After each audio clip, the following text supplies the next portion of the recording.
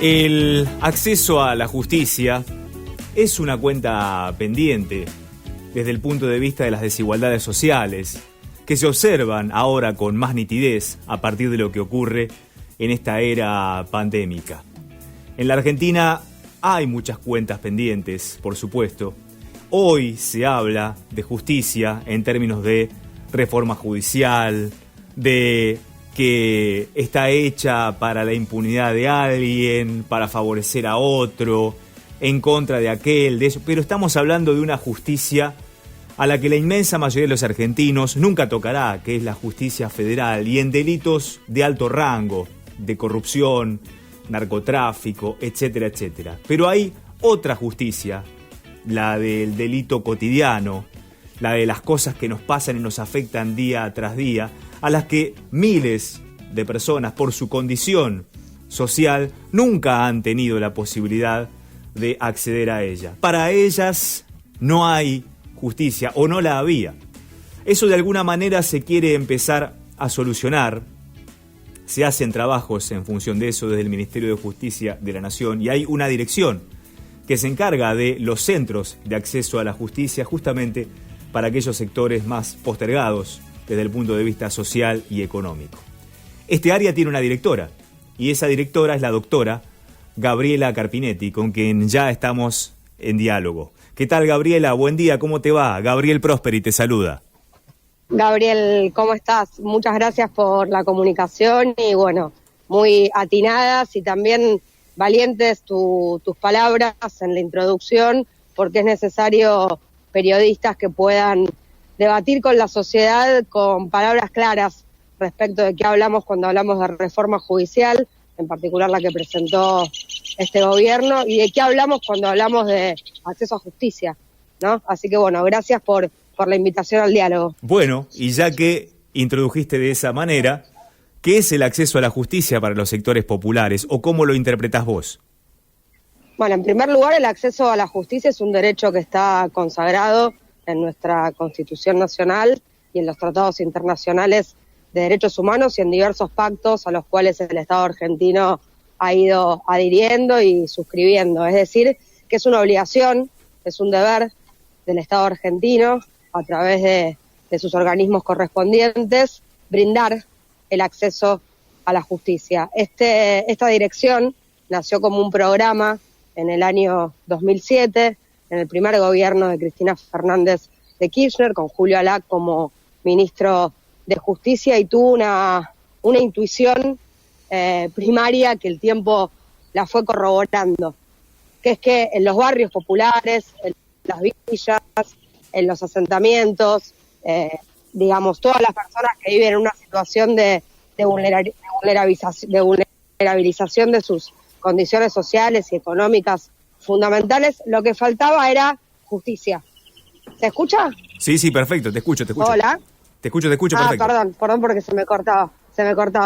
No, y nace como un programa, te decía, en el año 2007, con un abogado en la Villa 1114, en el barrio Padre Richardelli, en el Bajo Flores, en la Ciudad Autónoma de Buenos Aires, atendiendo consultas de todo tipo.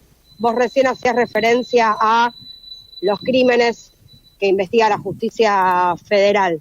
Bueno, en los barrios populares también se producen crímenes, porque la inseguridad alimentaria, la inseguridad de saber si uno se va a poder jubilar o no, según los años que hizo de aportes y según la registración que tuvo ese desarrollo laboral a lo largo de la vida, la inseguridad en materia del acceso a la salud, la inseguridad en relación a los servicios públicos, que sabemos que la ineficiencia y la precariedad de los servicios públicos puede conducir a dramas fatales en materia del servicio eléctrico, pero también en materia del agua. Bueno, todo esto que ahora desnudó la pandemia también tiene que ver con crímenes que comete el Estado, con crímenes que comete el mercado en sus obligaciones o en la falta de control por parte del Estado. Entonces, todo esto también tiene que ver con el acceso a la justicia. Mirá, Gabriel, yo como militante política y hoy como funcionaria soy defensora y promotora del programa Tierra, Techo y Trabajo. Bueno,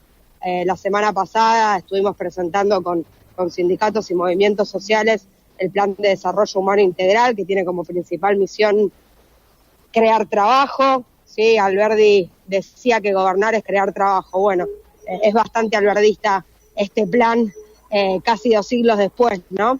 Entonces, digamos, yo soy defensora de ese programa, pero te digo algo, estuve reflexionando las últimas semanas que creo que en la Argentina, si algo nos falta es tierra, en la Argentina, si algo nos falta es la posibilidad de que cada ciudadano, de que cada ciudadana, de que cada familia pueda tener un techo digno. Vos sabés la cantidad de viviendas ociosas y desocupadas que hay en la Argentina. Y si algo nos falta en la Argentina es capacidad de trabajo de su pueblo. Nuestro pueblo vive trabajando. Lo que falta, profundamente, es justicia y reconocimiento de esos derechos. En las últimas horas... me parece que es... Sí. No, te decía que en las últimas horas se lanzó una línea 0800-222-3425 que justamente da un oído, le presta la oreja desde el Estado a aquellos que quieran comunicarse de los sectores vulnerables.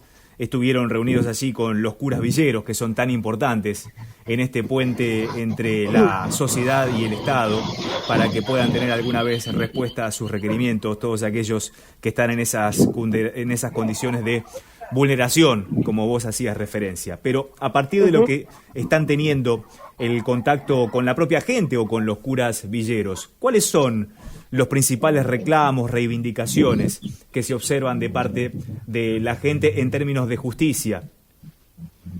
Bueno, en primer lugar, lo más acuciante hoy es justamente la falta de ingresos de muchas familias. Nosotros nos hemos convertido, acceso a justicia en pandemia, en una ventanilla única, que es la finalidad, obviamente, receptora de un sinfín de problemáticas. Hoy están fundamentalmente vinculadas al ingreso, a la alimentación, a la salud. También hemos estado asesorando y acompañando situaciones emergentes en materia de violencia de género y de violencia institucional, pero que te diría que la cuestión más destacada fueron las cuestiones vinculadas a los ingresos, al acceso a los diferentes beneficios que ha lanzado el gobierno en el marco de la pandemia para personas que se han quedado sin trabajo, personas que no percibían ningún otro tipo de ingreso porque eran trabajadores informales de la economía popular, pero también cuestiones vinculadas, por ejemplo, hemos hecho un trabajo muy importante en materia de servicios públicos, ¿no? Ha sido uno de los organismos, la dirección que presido, que ha denunciado las irregularidades, el fraude en las prestaciones de las prestadoras eléctricas de luz y también algunas situaciones puntuales del agua que obviamente le estamos pudiendo trabajar muy bien con el organismo AISA que encabeza Malena Galmarini, pero bueno, eso es una empresa pública. Estas son las cuestiones, digamos, más urgentes que estamos trabajando. Nosotros tenemos una modalidad de trabajo que implica tanto la atención virtual, y por eso el lanzamiento de esta línea especializada y con una escucha atenta y pormenorizada de las emergencias y de los problemas cotidianos de los barrios populares, y una modalidad también de trabajo presencial. En los últimos 3 meses hemos realizado más de 250 operativos en todo el país, presenciales. Bueno, el nivel de demanda ha crecido muchísimo respecto a lo que fue el primer trimestre de este año, desde que yo asumí, es decir, marzo, abril y mayo. Bueno, es una atención obviamente combinada porque hay territorios en donde la virtualidad se vuelve inaccesible también, ¿no? Querer resolver un trámite de manera virtual se vuelve un imposible. Entonces, la presencialidad, poner el cuerpo, es la naturaleza de esta política pública. Y como bien vos decías, eso no lo hacemos solos, porque Acceso a Justicia no podría desarrollar el servicio que está obligado a dar sin la articulación con los curas villeros, sin la articulación con las organizaciones sociales. Estado presente más comunidad organizada, lo que en definitiva logran es que el Estado se torne un poco más inteligente, eficiente y accesible, ¿no? Creo que hay un debate profundo hoy, es cómo logramos construir un Estado inteligente, porque creo que una de las grandes plagas y virus que nos han introducido las políticas de exclusión y neoliberales es volver inútil al Estado, es volverlo una cosa que le sirve poco a las demandas de los intereses de las grandes mayorías. Y bueno, yo creo que la manera de volver a construir o tener definitivamente un Estado inteligente es combinando la presencia del Estado con todo el acumulado de saberes para resolver los problemas que tienen las organizaciones sociales, populares, parroquiales, de todos los credos.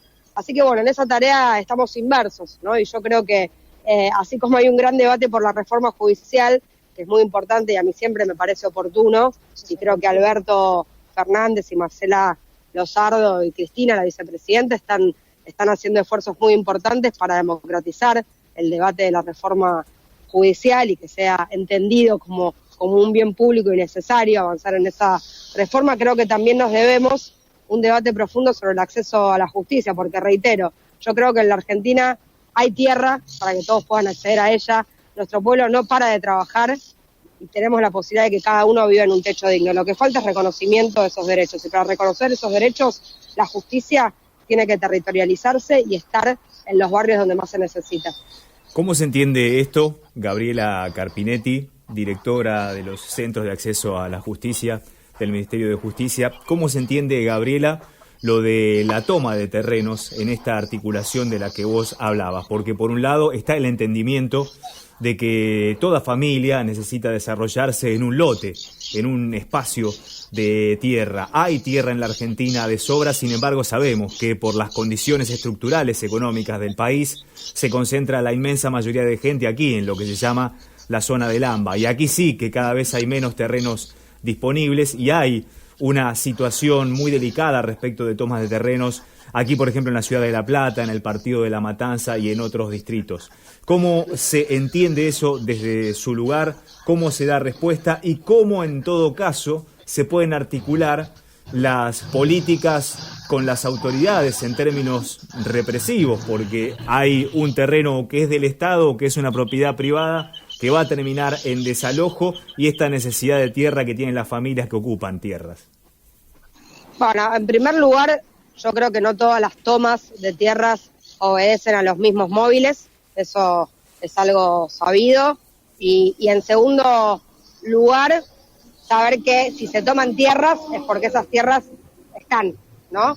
Se combina tierra vacante con necesidades acuciantes, ¿no? Bueno, ¿cómo resolvemos esa situación? Hay algunos que creemos que en la Argentina debe existir lo que antes se llamaba reforma agraria. Yo creo que se debe seguir llamando así, porque tiene que ver con discutir la distribución de la tierra en la Argentina, ¿no? Hay muy pocas personas en la Argentina que concentran grandes extensiones de tierra. Nosotros creemos que la tierra tiene que tener una finalidad fundamentalmente productiva y también una finalidad habitacional, ¿no?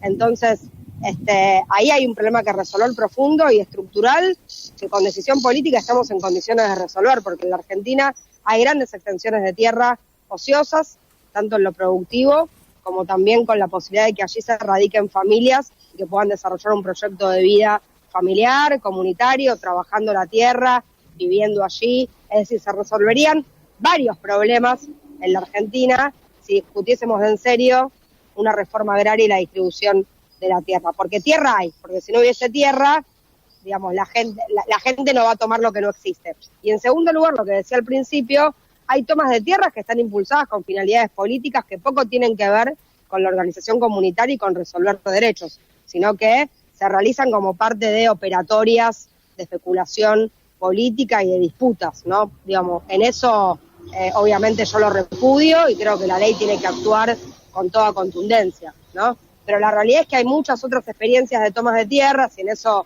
bueno, los curas en los años 80, fundamentalmente en el conurbano sur de la provincia de Buenos Aires, han acompañado muchos de esos procesos de tomas de tierras que luego se han convertido en urbanizaciones y en barrios con derechos, en barrios con servicios. Es decir, los procesos de toma en la Argentina tienen una profundidad y una historia muy importante, ¿no? Que entonces, cuando yo a veces veo políticos o personas que dicen que todos los que toman tierra son delincuentes, desconocen la historia de los procesos de toma de tierra en la Argentina y fundamentalmente las necesidades actuales, ¿sí? Entonces, obviamente que todo lo que tenga que ver con especulación política y con utilizar las necesidades de las personas para operatorias, para dirimir intereses de pequeños grupúsculos, hay que repudiarlo y la ley tiene que actuar y perseguir a los responsables en términos penales. Pero después hay otro conjunto de procesos que obedecen con necesidades reales de personas, de construir un destino de vida más digno del que tienen, en el hacinamiento, sobre todo del área metropolitana de Buenos Aires. Gabriela Carpinetti, como ella misma se definió, una militante política que hoy es funcionaria, con una vitalidad notable en cada una de sus palabras y seguramente en su quehacer. Seguiremos muy de cerca el derrotero de los centros de acceso a la justicia, porque desde aquí, de este espacio de Próspera Mañana, queremos darle justamente esa importancia para que todos aquellos derechos no sigan siendo vulnerados. Todos tenemos derecho, como vos decías, Gabriela, al acceso a la justicia, y en función de eso tenemos que estar todos de acuerdo, sobre todo los comunicadores. Esa es mi interpretación, y por eso la invitación y el agradecimiento a que puedas compartir un ratito con nosotros. Gracias, Gabriela. Gracias a vos, Gabriel. Un beso grande. Nos vemos.